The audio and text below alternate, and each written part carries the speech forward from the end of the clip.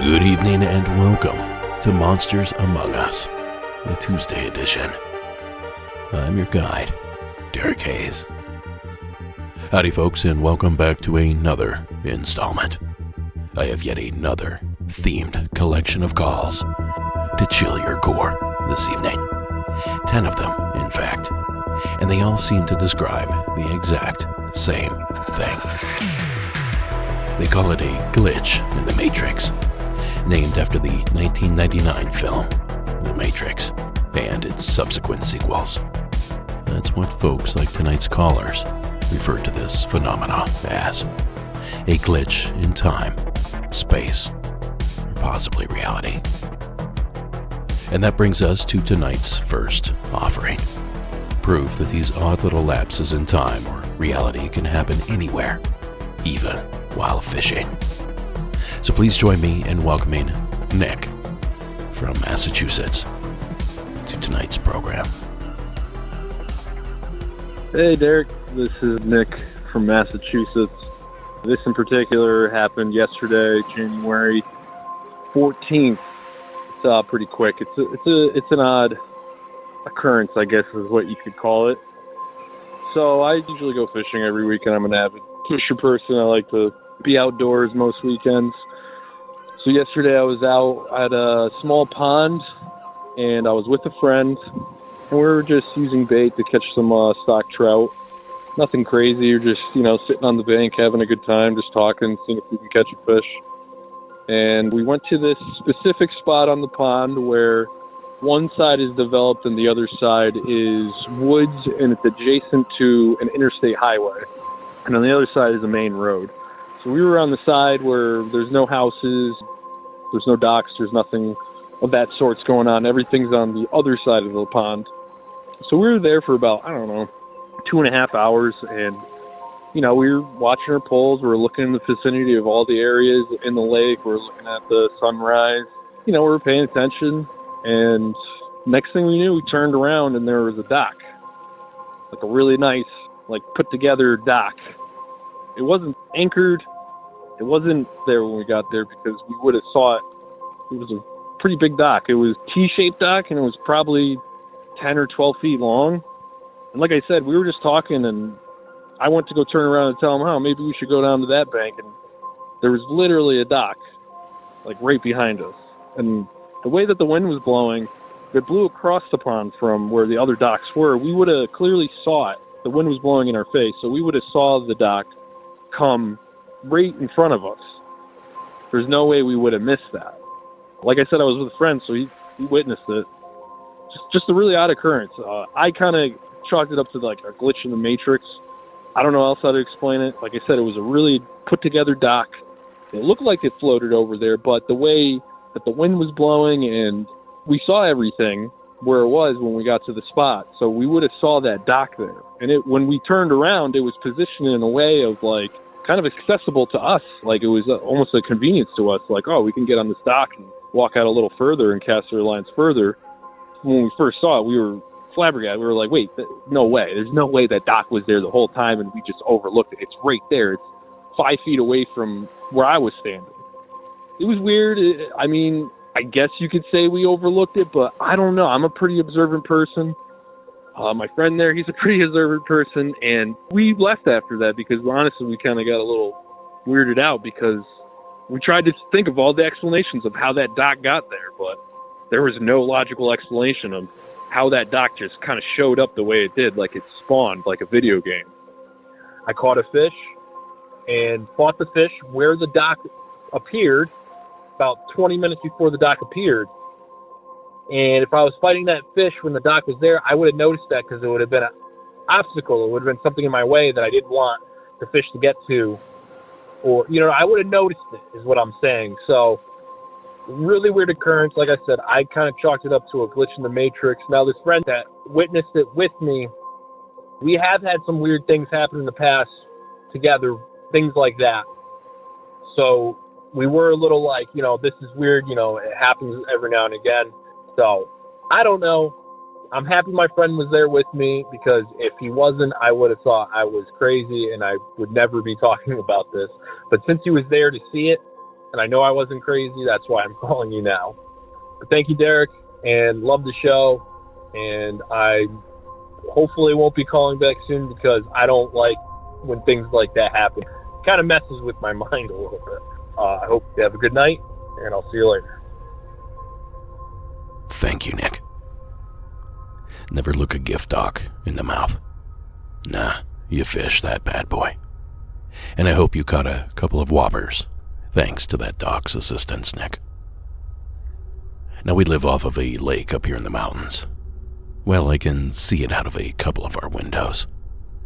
Podcasting doesn't pay the kind of money that allows us to live close to the water. Not unless you're Joe Rogan or a Kelsey brother or something.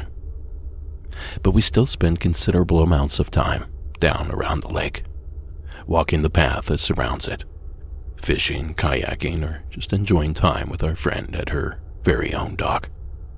The point is, we're here for all the weather, and every time there's a big storm, wind, rain, or snow, all sorts of stuff gets lost on the lake. Inflatable floaties, lily pads, boats big and small, and even docks from time to time. They come unsecured and simply just float away. But I don't know about them sneaking up on folks. I doubt that's something they're capable of doing. Now, we're going to hear all kinds of stories like this one here tonight.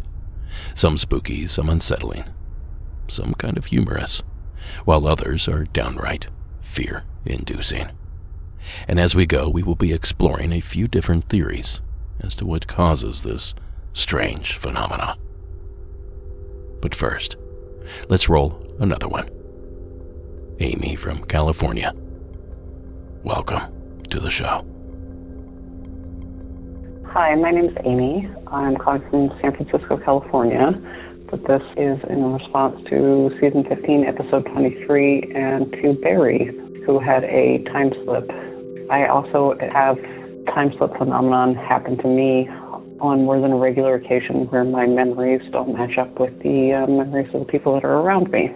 So I figured I would call in and just give a really simple thing that happened to me, and it's not in San Francisco, it's in Seattle.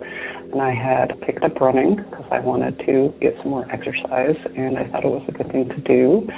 And I basically just go running out my front door. And I notice as I'm running, there is a White Claw black cherry can on the ground and a recycling bin. I bend down and I pick it up and I put it in the recycling bin, and I take off for my 3-mile run, which takes about 30 minutes. I turn back around, run back the way that I came, and I see another White Claw black cherry can sitting in front of the same recycling bin that I had just put it into. And I picked it up again, thinking that this is very odd, opened it up, the recycling bin, and inside there was not another White Claw can. I don't know how to explain this. It seems very odd that within a span of less than 30 minutes that White Claw can, black cherry, was in that same spot. I have a few other stories about time slips. I think they call them the Mandela effect. I will just have to call back because this was just sounding completely crazy. Nah, not crazy at all, Amy. Unless all of tonight's callers are crazy. Now, I'll touch a bit more on the Mandela effect later on in the program. But for now, sure, it's just a White Claw can. What's the big deal? Well, the big deal is that she already seemingly picked it up and threw it away. Yet somehow it had reset itself to its prior location. Almost like the can is programmed to be there. And if it's moved, it just respawns back to its original point, which would suggest we live in some sort of pre-programmed creation. Which brings us to the first theory as to why these odd glitches occur. Believe it or not, some say we exist in a simulated universe. Now, it's not only possible, but likely, that we are living in some extremely powerful computer program directed by an entity outside of our physical comprehension. In this situation, humans are not necessarily quote-unquote real, intangible beings, but instead we're predetermined, coded constructs of the digital world that we inhabit. In other words, imagine yourself as a character in the game, The Sims. Only you do not know you're a character in a video game. Now, you might think that's crazy, but I promise you it's not. Even famous science nerd Neil deGrasse Tyson puts the odds at 50-50 that we're living in some sort of simulation. Now, is that a terrifying notion to you? Or is it somehow a relief? Now, I guess I kind of fall right down the middle between the two. A little freaked out, a little relieved. Either way, thank you again, Amy, for sharing your entry. Alright, ghost ghouls and goblins, don't touch that dial. I have more strange hiccups in time coming up. You have an entire family murdered. This is not what it should look like.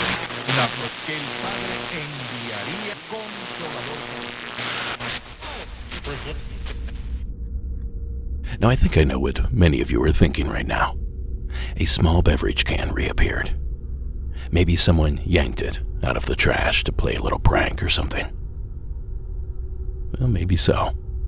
But how do you explain an entire house disappearing? Please welcome Aaron to tonight's program. Hey Derek, this is Aaron Stewart. I live in Norton, Massachusetts currently, but this story takes place in 2008 in Kennesaw, Georgia. A buddy of mine had a birthday, so me and another friend were driving to his place to have a pool party, and we knew the way. We'd been there 100 times, and as we're going on our way, we pass under a brick bridge. Probably noon, sunny, so we could see everything. I don't really remember the brick bridge ever being there before, but I figured I just wasn't paying attention before. So we're on our way, and we notice a couple of weird things that, because we're just driving along, and before it, I'd always ridden by myself. So my buddy, he's like, isn't that kind of weird that there's a Jehovah's Witness temple and a Mormon church right next to each other on this road? I was like, that is really odd. And then we noticed that there was a house that was completely burned to the ground. I mean, it was demolished, and it was, a noticeable sight. So we're driving along, and it's been probably 5-10 minutes, which is way too long for the road we're on. Because at this point, we know from where his house was to my other friend's house was at most 8 minutes with traffic. So we turn around, and on our way back, the house that was burned down was still standing. That was the first thing that was like, whoa, that's odd. The Jehovah's Witness temple and the Mormon church were still there, so that was normal. That was something we'd seen. But we noticed on the way backtracking, there wasn't a brick overpass like an old train bridge. So we have no clue what that was. But we know, we were both there. We both saw it. We've told everyone about it. No one knows where that brick bridge is. But a few weeks later, going back to that friend's house, I decided to go down that road again. Again, no brick bridge, but the house that had burned down was burned down this time. So it's almost like we had jumped through and then jumped back on that road. It's never happened again. My buddy still remembers it to this day anytime I bring it up, so we're really not sure what happened that day. But it was really weird. Been listening to the show for a while. Thought I'd share this story with you. Thanks, Aaron. Now, I just recently told this story, so I won't do it again. But I have a disappearing building story of my own. A church in the backwoods of southeast Ohio. It was there one night and gone a few weeks later. Now, it wasn't tore down. The road, the graveyard, everything was just gone. So in a strange way, I sort of know how you feel, Aaron. Not that I have any answers for you.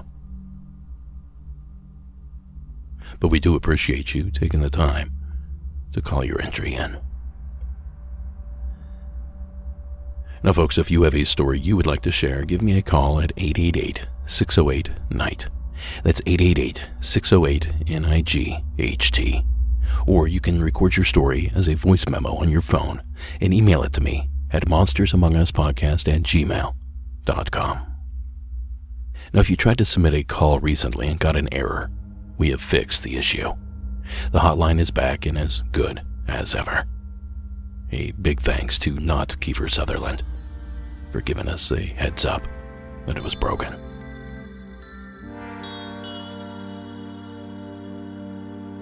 Now, next up, we work our way west, to the southwest specifically, where we hear from Robin. Go ahead with your entry, Robin. Hi, Derek. This is Robin from Phoenix, Arizona again. I've called a few times, and I thought I would call with a more recent experience, although I'm not for sure how paranormal it is. It's definitely high strangeness. About 6.5 years ago, me and my husband just had our second child and decided we wanted to get a bigger place. We weren't looking to buy a home, but just a bigger place because at that point we had 2 kids. And we decided we were going to look at a townhome community that my husband had once lived in with his dad and his brothers. So he knew that the homes themselves are pretty big and the place is affordable. So we decided to go look, and we get there, and the person who's there to show homes, she takes us, shows a home that's near the office. And we walk in, you first walk in, you kind of hit the kitchen. It's a quick left, and there's the kitchen. You walk past the kitchen, there's a little dining area, and then like the living room area. And we get into this living room area, and it just smells of mold, that musty, moldy smell. And I'm looking at the carpet, and I'm like, man, they must have washed the carpet with dirty water or something, because this smell is bad. And we look at the rest of the home, and then we part ways. Me and my husband are driving home, and we're talking about if we want to live there. And I'm like, yeah, I love the space, and I love the price. But if we do get it, we're going to have to rewash that carpet. It smells so bad. And my husband asked me, the carpet in which room? I said, in the living room. That carpet smelled so bad. And he goes, Robin, there was no carpet in the living room. And I just kind of laughed. I'm like, what are you talking about? There's no carpet in the living room. You're being ridiculous. I walked on the carpet and it smelled bad. I looked right at it. And he says, no, there was no carpet in the living room. Now I'm getting irritated at him. I'm like, we can call the management office and ask them if there's carpet in the living room if you want to. How can you tell me there's no carpet in the living room? It's a little bit of a back and forth. He's standing his ground. I'm standing my ground. And he tells me at one point during our little tiff that they used to have carpet in the homes, but had taken all the carpet out and had upgraded to like linoleum. And the way that this townhome community worked was that every time you signed your lease, you got to upgrade some part of your home, something that they were doing to their open and available apartment, something new that they were doing. You could get it done in your home whenever you renewed your lease. And that was one of the options he remembered that they were doing, was that they were pulling the carpet in the living room and laying this linoleum. So he said that maybe some of the older homes have carpet, but that one definitely didn't have carpet. And so I'm like, whatever. We ended up deciding we were going to get this home. I'm like, you'll see when we move in, it has carpet. So it's a couple of weeks before we move in. You know, we had to end our lease at the other place, pack, whatever. We move in, and there's no carpet. I don't know what else to say. There was no carpet. And now I'm like, what the heck happened? And I told my mom the story, and she looks at me and she goes, Robin, where did you go? Maybe I walked into a different timeline. I don't know, but the woman who was showing us the home was to my right. My husband was to my left. I saw the carpet. Nobody else saw the carpet. And then that first night there, I'm taking a shower, and I hear very clear and audibly a man say, hello? And so I stop, and I go, hello? And nobody says anything back. So I holler outside of the shower for my husband. He hollers back at me. I could tell he's in the bedroom, but he's not very close to the bathroom. I ask if he's trying to talk to me. He says no. But this voice was very clear, like that man was in the bathroom with me, and there wasn't anybody in the bathroom with me. It was just me. So what I wanted to add was, that's all the weird stuff that happened in that apartment. We lived in that townhome for about 4 years, and I don't recall anything weird happening after that. It was just, I walked in and saw carpet where there wasn't carpet, and then I heard a man say hello the first day that we were there. Nothing happened after that. So it wasn't a haunted apartment. Maybe I walked into some weird timeline, recent past timeline. I don't know. Anyways, that's my story. I love sharing my story, so thank you for giving me this outlet to do that. Have a great day. Bye. Thank you, Robin. Now, we've all made this mistake, right? We were certain we'd remembered something correctly, only to have gotten it wrong all along. According to my wife, it happens to me all the time. But is that what occurred with Robin here? A bad memory? Well, that may be the case, but this story also reminds me of a symptom of these glitch-in-the-matrix stories. They call it the Mandela effect, and the term was coined by a paranormal researcher named Fiona Broom, who reported having vivid and detailed memories of news coverage of South African anti-apartheid leader Nelson Mandela dying in prison back in the 1980s, despite the fact that Mandela actually died in 2013, decades after his release and after serving as president of South Africa. And you know, this sort of thing pops up all the time. Here are a few examples of the Mandela effect in action. Some folks misremember that C-3PO from the Star Wars trilogies is completely golden, which is not true. One of his legs are silver, I believe. Or thinking that Jiffy is the name of a well-known peanut butter brand. I believe it's just Jif. No why. Or misremembering the family name of the bears from the Berenstain Bears book and cartoon collection. It was actually Berenstein. Or believing that Mr. Monopoly has a monocle. Well, he certainly does not. Or maybe you thought that Mickey Mouse wore a pair of suspenders. Nope, he sure don't. Or misremembering that Darth Vader says, "Luke, I am your father," in Star Wars Episode 5, Empire Strikes Back. Any big fan of the series knows that the line is, "No, I am your father." And these are just a few examples. There are literally hundreds of them out there. I'm a little proud of myself because not one of these managed to trip me up. So maybe I live in a different reality than the rest of you. Although I'm not sure if that's a good or a bad thing. Now, folks, don't forget to check out our merchandise shop, especially if you're shopping for the holiday season. MonstersAmongUspodcast.com. and click that shop tab.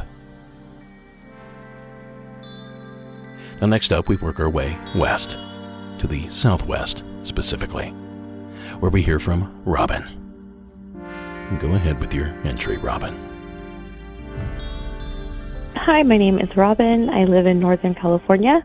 I just found your podcast a couple of weeks ago, and let me just say my husband's a firefighter. I've been sleeping alone on and off pretty regularly for many, many years when he's gone, and I've never been scared at night.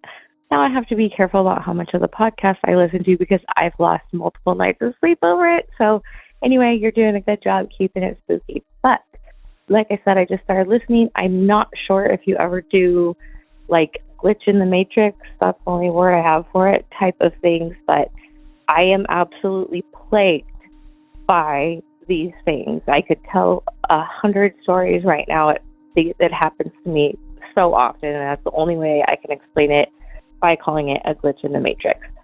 This seems silly, but if you really think about it, this one to me is really, really weird, but maybe it's just me. We lived in a really small bedroom community for a long time. Not many people at all. One day I was getting gas at the gas station, and I don't know if you know what a Subaru Baja is, but they're a very kind of rare Subaru car, and you almost never see them. And I look over, and right by me, passing each other, were two Subaru Bajas, both the exact same color, both beat up and old and dirty in the exact same way. And I sat there and just watched them pass each other by, and I thought, I mean, I don't know, maybe that's nothing, but I found it super weird. And when you combine it with all the other things like that I experience on a daily basis, that's the one that really shocked me the most. Anyway, have a great day. I don't know if you can use this or not, but kind of a fun example. Thanks. Bye. Thank you, Robin. Now, I've linked to an image of the Subaru Baja because I bet you've never seen one before either. Like Robin said, they're awfully rare. But are they rare enough that it would be paranormal or even supernatural that two would be in the same parking lot at the same time? I don't know about that. Maybe two friends decided to each buy one of these vehicles and have them imported. Maybe they were picture cars, driving off to a movie set somewhere. Although, truth be told, we typically ship those on large trucks. Or maybe that vehicle is just popular in that part of the country, and many people have managed to get their hands on one. I don't know, your guess is as good as mine here. But thank you either way, Robin, for sharing your entry. Is about more than just cheating.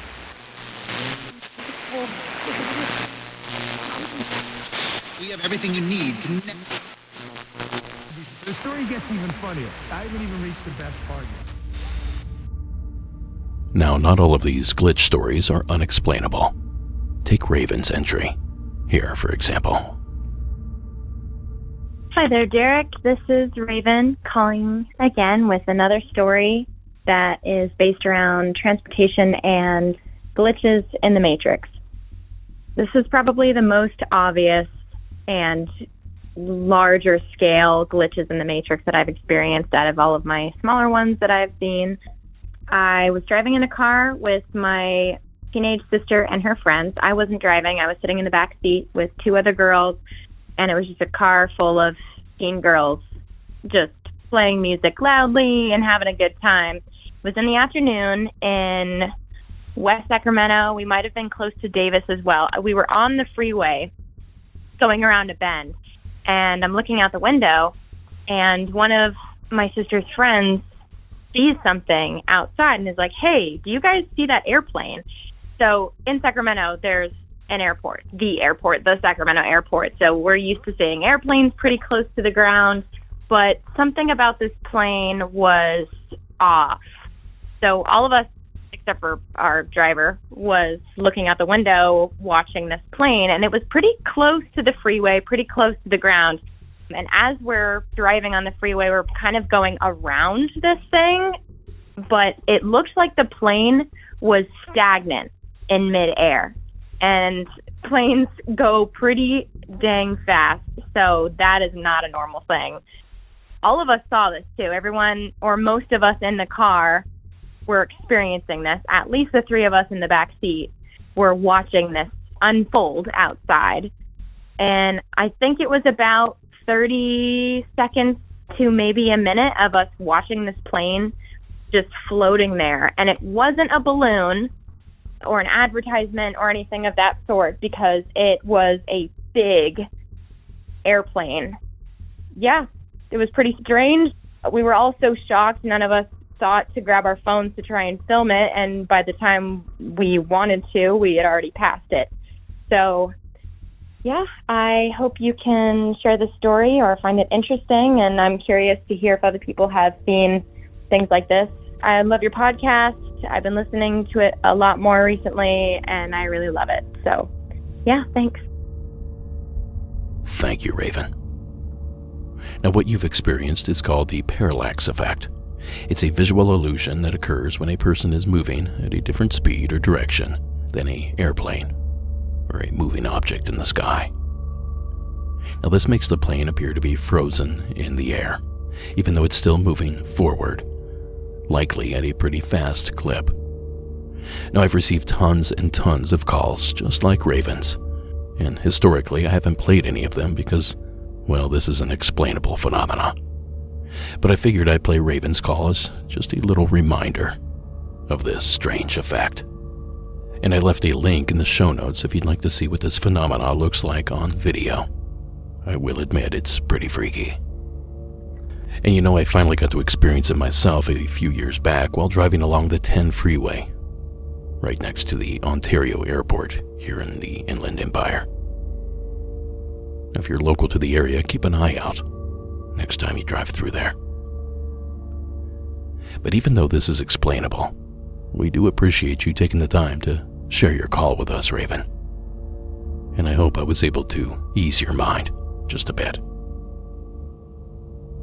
Now, not all of these calls can be spooky or unnerving. Maggie's call out of Canada is almost downright comical. Please welcome her to tonight's program. Hi, my name is Maggie, and I live in St. John's, Newfoundland, Canada. So my story is a little bit of a, I guess, glitch in the matrix kind of thing, only it was pretty comical the way it played out. So I have a little girl who at the time was 2 and a bit, and it was early morning, and we were getting ready for daycare. And on this morning, it was a regular fall morning, nothing strange about the day, and we were just getting ready. And I was up in her bedroom, and we picked out her clothes together, and I picked out a stripy black pair of underwear. I had to go out to my room because we never had any in her drawer, so I went out to the laundry basket, picked them up, brought them out, laid them on the bed. And because she was so little, at the time, I stayed with her, and we fully got dressed, and I helped her get everything on, her underwear on, her pants on, and her shirt on. So she had stayed with me the whole morning. We had already done the washroom. There was no time she was out of my sight. And we went downstairs, had breakfast. She was next to me. Then we left the breakfast table, went and got our coat on, and just at the doorway, when we went to go put her coat on, her pants, they looked really loose. And I was like, why are your pants loose? And we moved them and looked, and her underwear was missing, which we had put on in the room. She had not left my sight.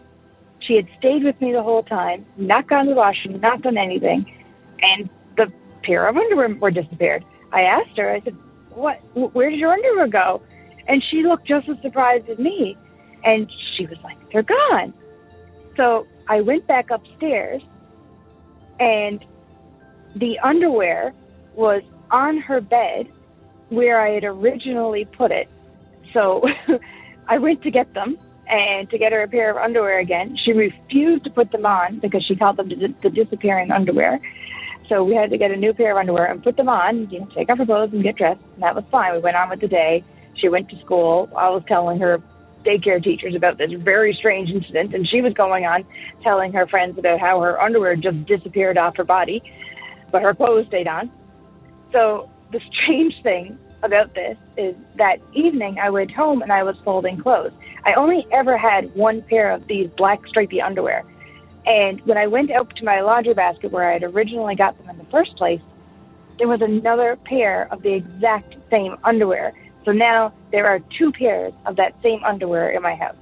I don't have any other way to explain it other than a glitch in the matrix.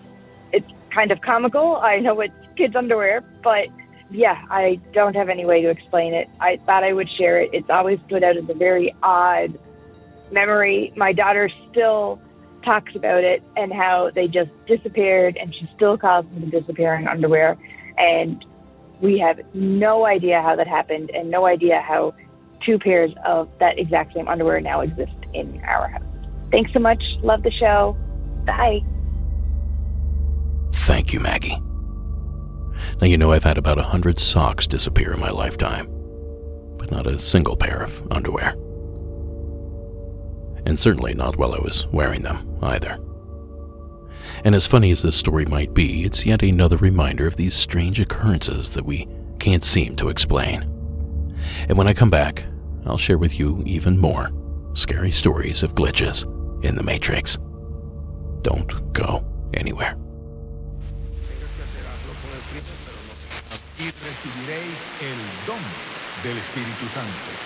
Download that app.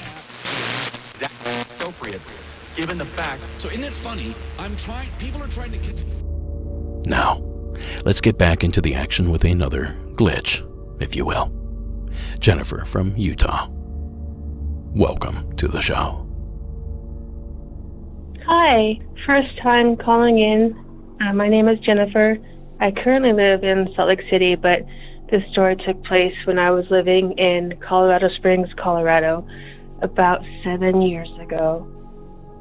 My husband was a truck driver who worked long hours, but he was home every day, so I made sure to keep his schedule.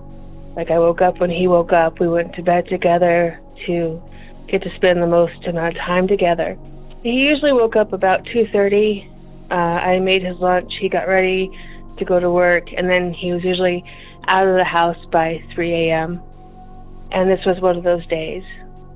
So once he left, I would sit on the couch with our two dogs, a black dog and a red dog, for simplicity purposes, and I would work on my computer. Maybe about 3:30 on this morning, the dogs indicated they needed to go outside. The sliding glass door to the backyard was in the same family living room where I was working on my computer. So I let them out, closed the door, locked it, a familiar ritual that I was pretty stern about, especially when it's dark outside, when my husband's not home, the doors were always locked. I'm going to go into minute details just for about 30 seconds. Hopefully you'll understand why. Closed the door, locked the door, walked into the kitchen, refilled my coffee, walked back into the living room, sat down on the couch, and my arm was nestled so hard that the coffee spilled out of the cup. I gave a little yelp, obviously startled, and looked over to see that the dogs were inside. The black dog was laying curled up in a ball and asleep on the couch, and the red dog was on the couch next to me with his tail wagging in anticipation for the cuddles he was about to receive. It was his usual move to nudge my arm with his nose to get my attention. I don't know what happened. A glitch in the Matrix, perhaps? I got up. First I checked the coffee to make sure some weird time lapse hadn't occurred without me knowing it. The coffee was still hot, still actually dripping on my hand. The sliding glass door was still closed, still locked, and to this day I don't know what happened. To me it just seemed, again, like a glitch in the Matrix, but I really don't know. Other people have suggested maybe I just fell asleep somehow. I don't see how that's possible in the time that all these different events occurred, but somehow the dogs were outside until all of a sudden they weren't. Anyway, thank you for listening, and I really enjoy your show. Thank you. Thanks, Jennifer. That is a wild one. And it's too bad you didn't have any security cameras rolling to catch either version of that night's activities. Although I have a sneaking suspicion that it wouldn't have mattered either way. I don't think a single camera angle would have solved anything in this case. But this does somewhat remind me of another theory floated around to explain these odd occurrences. And they call it deja vu, the feeling that one has lived through the present situation before. It's an illusion of memory whereby, despite a strong sense of recollection, the time, place, and context of the previous experience are uncertain or even impossible. Now, there's not really any scientific explanation for this phenomena, but when polled, 2/3 said they'd experienced it before. And I myself have many, many times. But not lately, though, now that I think of it. And there might be a reason for that. According to an article by the BBC, experiencing deja vu kicks off around the age of 5 years old, and it increases until one's mid-20s. Then it begins to taper off into adulthood. And unfortunately, I am well outside of that age bracket. None of these calls sound like deja vu to me, especially not Hannah's call, and of the state of Maine. Hi, Derek. My name's Hannah. I live in South Portland, Maine, and I think I had something like you would consider a time glitch. I am not exactly sure how to categorize it, but I was hoping maybe you could help me figure it out. So I'm a vet assistant with a mobile clinic, and we usually drive to about 3 different locations a day in a work van. And it was a day when it was just me and one other coworker, and we have one route that is way far, far up in northern Maine, the first location being Holton and the second being Millinocket. Holton is pretty close to Canada. It's about as far north in Maine as you can get. It was beginning of September of this year. It was around 4:30 p.m.-ish, and it was clear outside. It was chilly, you know. And so my coworker and I were coming home from Millinocket, and we were around the Waterville, Maine area. So she asked me if I could pull off to get her some kind of caffeine at a Dunkin' Donuts. She wanted to caffeinate because she had an exam later in the day. And so I pulled off at exit 127. It should be worth mentioning probably that we use an iPad as a GPS. They give us a specific one with our company. So the iPad GPS, had our route getting back to the home office. So I took exit 127 into Waterville, Maine Dunkin' Donuts. And while in the drive-thru, she texted her girlfriend. I responded to a few texts from my partner. We both were, cognizant that we had sent them. So then the GPS had us rerouted to get back on I-95 South, which is the direction of our office.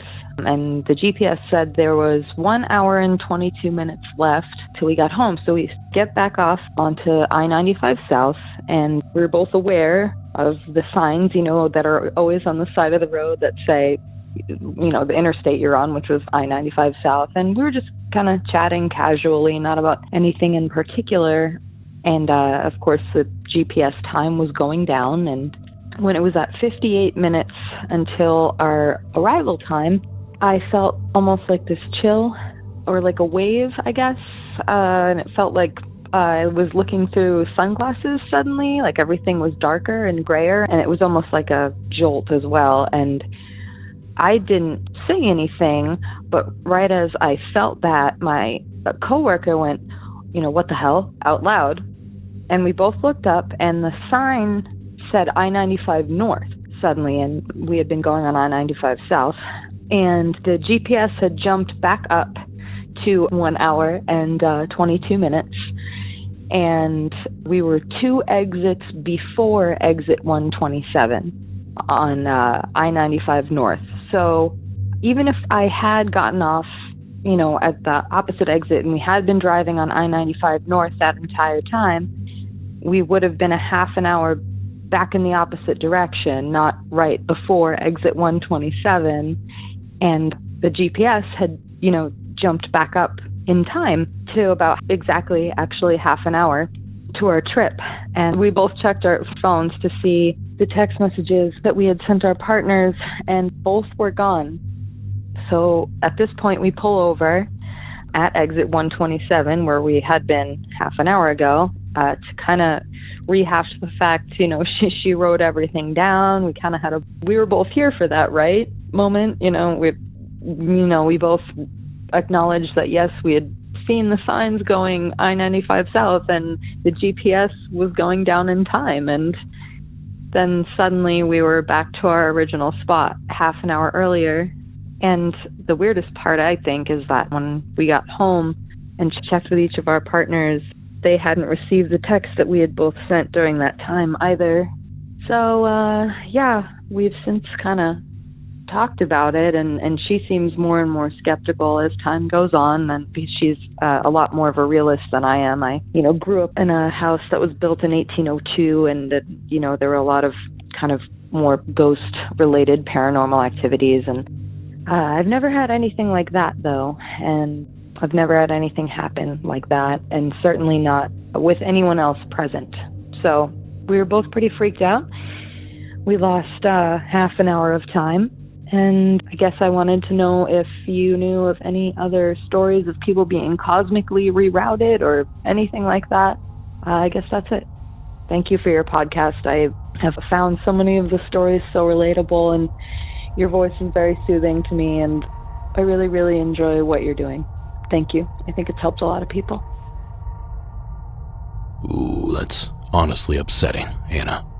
Because we all hate to be stuck somewhere. The airport, in traffic, or some stupid meeting. Now imagine you're stuck somewhere, but because you cannot physically leave. Trapped in an endless loop. Once you've reached a certain point, it spits you back out. Essentially, right back where you began. It's all very Groundhog Day-esque. And this isn't the only call like this that I have for you here this evening, where someone is traveling down a long, lonely highway and suddenly finds themselves reset. But first, another word from tonight's sponsors. I started losing my teeth. I'm too young for that. Plus, no contract. You got a bunch of two-loss. November 11 was first called Armistice Day. Why aren't there more people on that staff who have experience for it? Now, as if Hannah's story wasn't discomforting enough, wait until you get a load of Alonzo's out of the bluegrass state of Kentucky.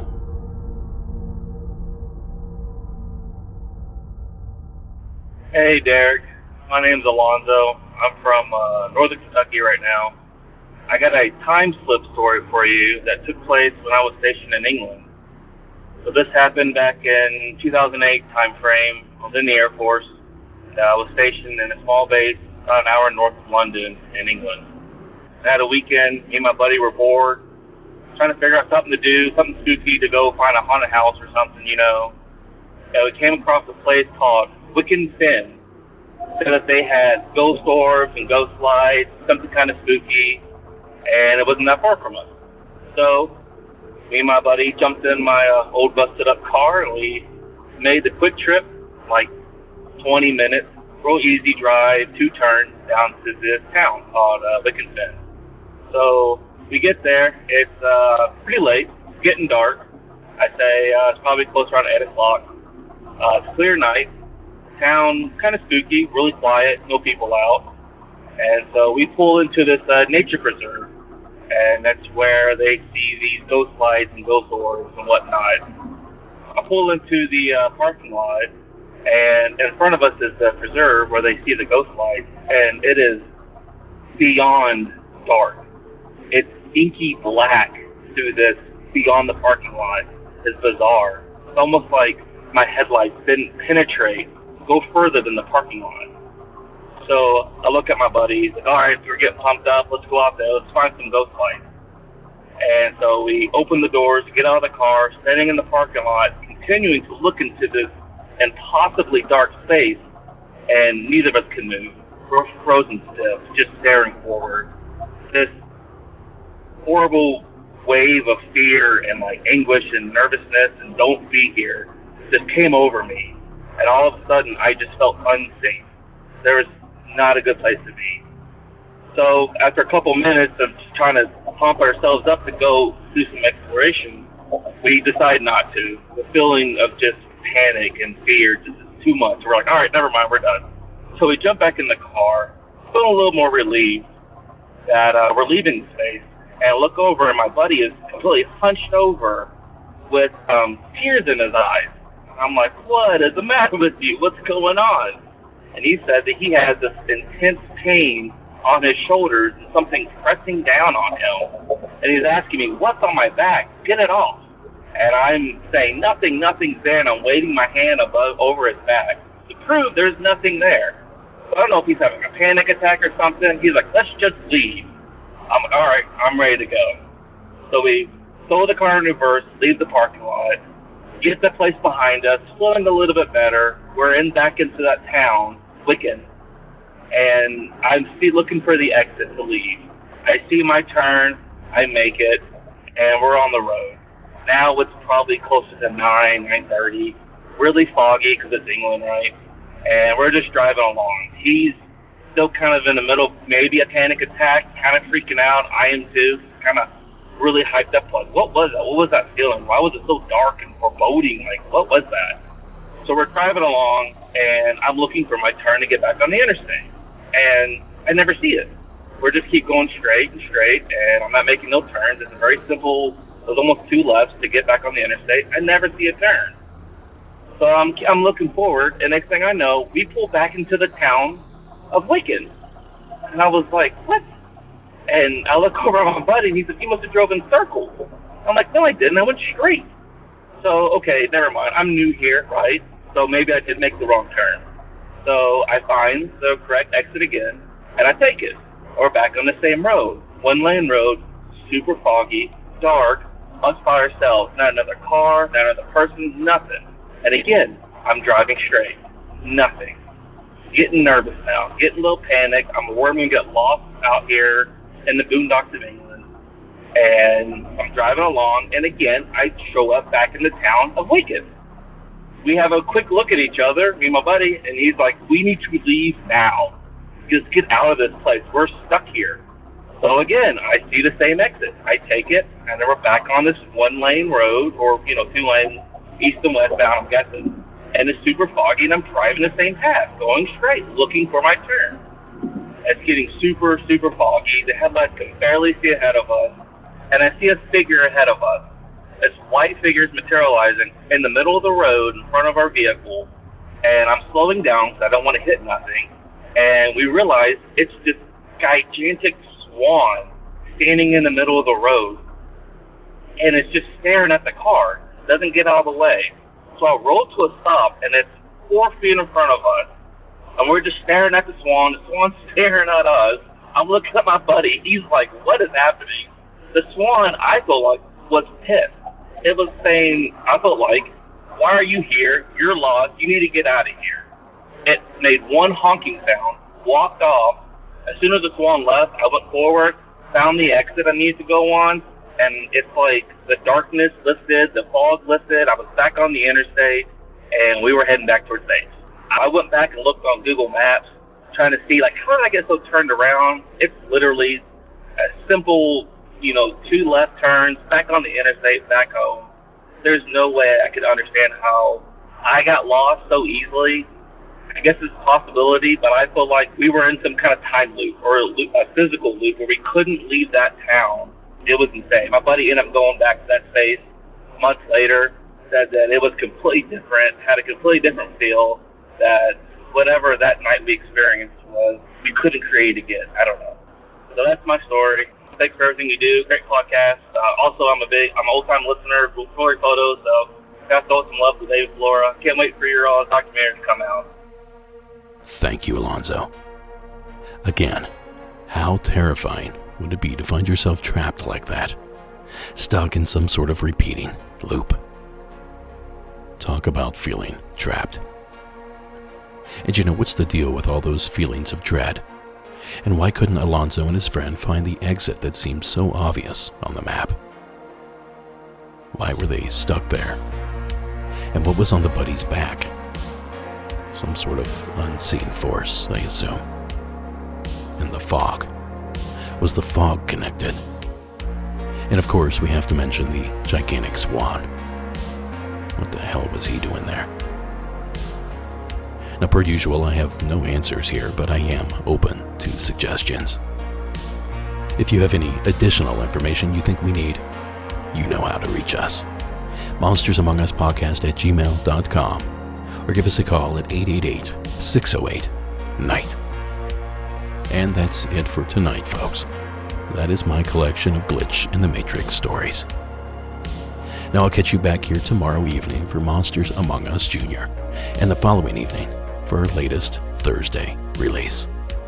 Until then, Monsters Among Us is written and produced by me, Derek Hayes. Copyright Red Crow Media. Additional support is provided by Sarah Carter Hayes and Delaney Bowers. All media used in this production is done so under the protection of fair use. Be a lamb and give us a like and follow over at our social media pages. And do the same on YouTube while you're at it. And if you're a true super fan, please leave us a rate and review wherever that sort of thing is possible. Don't forget you can catch the program on digital radio every Saturday at 11 p.m. Eastern. To learn more, just visit unexnetwork.com. Now, tonight's score was provided by Iron Cthulhu Apocalypse, Co.ag Music, and Carl Casey at White Bat Audio. And don't forget you can support us by joining us over in the Beyond, the after show that plays every Thursday evening. Just visit patreon.com and join the $5 level, or click the subscribe button on our homepage on Apple Podcasts. Either way, $5 a month gets you access to days worth of extra content. And finally, don't forget to check out our film, Shadows in the Desert High Strangeness in the Borrego Triangle. Just visit borregotriangle.com to learn more. Alright folks, it was great spending time with you here this evening. Hopefully it was all linear. And if it wasn't, well, I guess you'd better give us a call. Until then, thank you again for tuning in. Keep it spooky, and have yourselves a great night.